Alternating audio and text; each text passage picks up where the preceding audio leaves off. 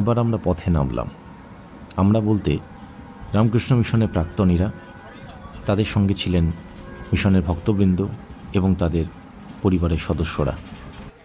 আরজি করের যে নৃশংস হত্যাকাণ্ড, তার বিরুদ্ধে আমরা প্রতিবাদে নামলাম। আমাদের প্রতিবাদে ভাষা ছিল মৌন। একটি মৌন মিছিলের আয়োজন করা হয়েছিল গোলপার্কের Ramakrishna mission institute of culture থেকে নন্দন পর্যন্ত। মিছিলটির আয়োজন করা হয়েছিল 1 সেপ্টেম্বর অর্থাৎ রবিবার বেলা 1:30 থেকে। এই পদযাত্রার বিষয়বস্তু বা ইংরেজিতে যাকে বলে ক্যাপশন, সেটি খুব সুন্দর। মা শারদার চোখে জল, সন্তানেরা ছুটে চল। এছাড়া প্রতিবাদে ভাষা বলতে শঙ্খধ্বনি, উলুধ্বনি এবং ঠাকুরমা স্বামীজির বিভিন্ন বাণীসহ প্ল্যাকার্ড। প্রতিবাদের অস্ত্র বলুন বা ভাষা, এটাই। নির্দিষ্ট সময়ের অনেক আগেই আমরা পৌঁছে গেছিলাম ইনস্টিটিউট অফ কালচারের সামনে। ঠিক সময় মতো মিছিল শুরু হলো। সুন্দর করে বেদমন্ত্র পাঠ সহকারে মিছিলের সূচনা হলো। সেই সঙ্গে ভগবান শ্রীরামকৃষ্ণদেবের আরাত্রিক ভজন খণ্ডন ভববন্ধন। এই মিছিলের গন্তব্য বা রুট ম্যাপ হলো গোলপার্ক থেকে গড়িয়াহাট, সেখান থেকে রাসবিহারী অ্যাভিনিউ ধরে ভবানীপুর অঞ্চল হয়ে সোজা নন্দন। অগণিত মানুষ এই মিছিলে যোগদান করেছিলেন। প্রায় প্রত্যেকেরই ড্রেস কোড ছিল কালো, অর্থাৎ যা প্রতিবাদের রং। 8 থেকে 80 সব রকম মানুষই এতে যোগদান করেছিলেন। সম্ভবত সবাই এরকম একটা সুযোগ খুঁজছিলেন। আজকের পরিভাষায় যাকে বলে প্ল্যাটফর্ম, এরকম একটা প্ল্যাটফর্ম মধ্যে সকলেই খুঁজছিলেন প্রতিবাদ জানানোর জন্য, যার ভাবমূর্তিটা হওয়া উচিত শান্ত, গম্ভীর, অরাজনৈতিক এবং সত্যি ফলপ্রসূ। যেখানে পাশবিকতার বিরুদ্ধে সারা পৃথিবী গর্জে উঠছে, সেখানে কারোর পক্ষেই ঘরে বসে থাকা সম্ভব নয়।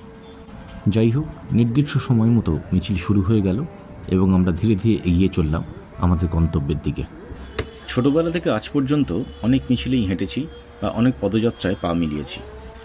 সেই ছোটবেলায় স্বামীজির জন্মতিথিতে প্রভাত ফেরি হোক বা বড় হয়ে কলেজে পড়ার সময় ছাত্র আন্দোলনই হোক। কলকাতা শহরের অপর নাম তো মিছিল নগরী, তাই মিটিং মিছিল বেরোলে লোকে একটু বিরক্তই হয়। কিন্তু যখন প্রসেশন এগিয়ে চলছিল, লক্ষ্য করছিলাম আশেপাশের মানুষজন সম্ভ্রমের সঙ্গে জায়গা ছেড়ে দিচ্ছেন। এর দুটি কারণ। প্রধানত মিছিলটির মূল উদ্দেশ্য, যে পাশবিকতার সাক্ষী হয়েছে এই শহর কলকাতা এবং যাকে নিয়ে সারা পৃথিবীতে প্রতিবাদের ঝড় উঠেছে, ইনফ্যাক্ট সবাই চাইছে তার একটা বিহিত হোক। তাই এর বিরুদ্ধে সমস্ত প্রতিবাদকে মানুষ সানন্দে গ্রহণ করছে। প্রত্যেকের চোখে মুখেই একটা সমর্থনের ভাষা। সমস্ত যাত্রাপথে মা বোনেদের শঙ্খধ্বনি এবং উলুধ্বনি একটা অন্য আবহের সৃষ্টি করছিল। 8 থেকে 80 সবার মধ্যেই অত্যন্ত উদ্যম। তারা অত্যন্ত শৃঙ্খলাবদ্ধভাবে এবং সংযতভাবে তাদের কর্তব্য পালন করে চলেছিল। ভলান্টিয়ার ভাইরা অত্যন্ত দক্ষতার সঙ্গে এই মিছিলটি পরিচালনা করেছিলেন, কারণ মিছিল যাওয়ার সময় সাধারণ গাড়ি যাতায়াতের বা পথচারীদের যাতে কোনো অসুবিধে না হয় সেদিকে তাদের সতর্ক দৃষ্টি ছিল। সমগ্র মিছিলের শুরু থেকে শেষ পর্যন্ত কন্ট্রোল করা হয়েছিল ওয়াকিটকি দিয়ে। প্রত্যেকেই প্রত্যেকের সঙ্গে যোগাযোগ রাখছিলেন। যুবক যুবতী থেকে শুরু করে বৃদ্ধ বৃদ্ধা সকলেই অত্যন্ত শৃঙ্খলিতভাবে এই মিছিলে পা মেলালেন। এটা সত্যি দেখবার মতো। সমস্ত সমাজের কাছে একটা বার্তা আমরা নিশ্চয়ই পৌঁছে দিতে পেরেছিলাম। এই মিছিলে যেমন সাধারণ মানুষ পা মিলিয়েছিলেন, সেরকমভাবে বিশেষভাবে সক্ষম মানুষজনও কিন্তু এসেছিলেন। আমি এমন একজনকে দেখলাম যিনি হুইল চেয়ারে করে সমস্ত যাত্রাপথটা আমাদের সঙ্গে অতিক্রম করলেন। আরজি করের ওই নির্যাতিতা মেয়েটি শুধু নয়, সমগ্র সমাজ যেন চাইছে এই অত্যন্ত একটা দমবন্ধকর অবস্থা থেকে মুক্তি পেতে। সকাল থেকেই একটু মেঘ বা রোদের লুকোচুরি খেলা চলছিল, তো যাতায়াতের একটু পরেই বৃষ্টি শুরু হলো। কিন্তু লক্ষ্য করার মতো বিষয়, সে বৃষ্টি উপেক্ষা করেই সমস্ত মানুষ কিন্তু পথে হেঁটেছিলেন। মিছিল থেমে যাওয়া বা মিছিল থেকে লাইনচ্যুত হওয়া বা মিছিল থেকে সরে যাওয়া এরকম কারোর ক্ষেত্রেই কিন্তু ঘটেনি। সমাজের প্রকৃত শুভবুদ্ধি সম্পন্ন মানুষদের প্রতিবাদ কীরকম হওয়া উচিত, এই মিছিলটি তার একটা সাক্ষী বহন করল। কলকাতা পুলিশের অফিসারদেরও ধন্যবাদ, তারা এই মিছিলটিকে সুশৃঙ্খলভাবে এগিয়ে নিয়ে যেতে সাহায্য করেছে। মিছিলের একদম সামনে একটি পাইলট ভ্যান এবং মিছিলের একদম শেষে একটি পুলিশের গাড়ি নিয়ে মিছিলটি এগিয়ে চলছিল। আগেই বলেছি মিছিলের যাত্রাপথ ছিল বেশ দীর্ঘ। গোলপার্ক থেকে গড়িয়াহাট, সেখান থেকে রাসবিহারী অ্যাভিনিউ হয়ে দেশপ্রিয় পার্ক বা আমাদের ভবানীপুর হয়ে সোজা এটি চলে যাবে নন্দন। অত দীর্ঘ যাত্রাপথে হয়তো আমি সঙ্গে থাকতে পারবো না, নিজের কিছু কাজও ছিল, তাই আমি যতটুকু পারলাম মিছিলের সঙ্গে পায়ে পা মেলালাম। আমার গন্তব্য ছিল রাসবিহারী অ্যাভিনিউয়ের মোড় পর্যন্ত।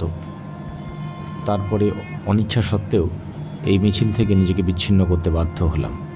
কিন্তু আমার মতো আরও দু একজন যারা এই মিছিল ত্যাগ করতে বাধ্য হলেন, তারা ছাড়াই বাকিদের নিয়ে মিছিল চলল তার নির্দিষ্ট লক্ষ্যে। সেই ঐতিহাসিক পদযাত্রার কিছু মুহূর্ত আপনাদের সামনে তুলে ধরলাম।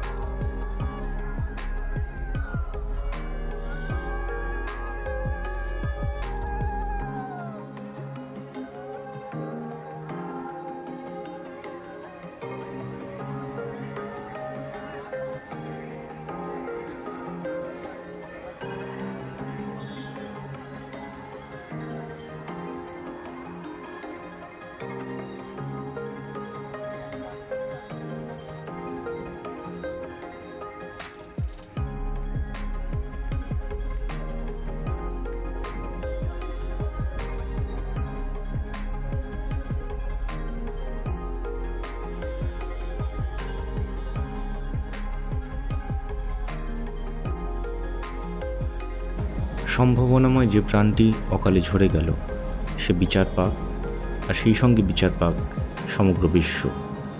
We want justice because we deserve justice. নমস্কার।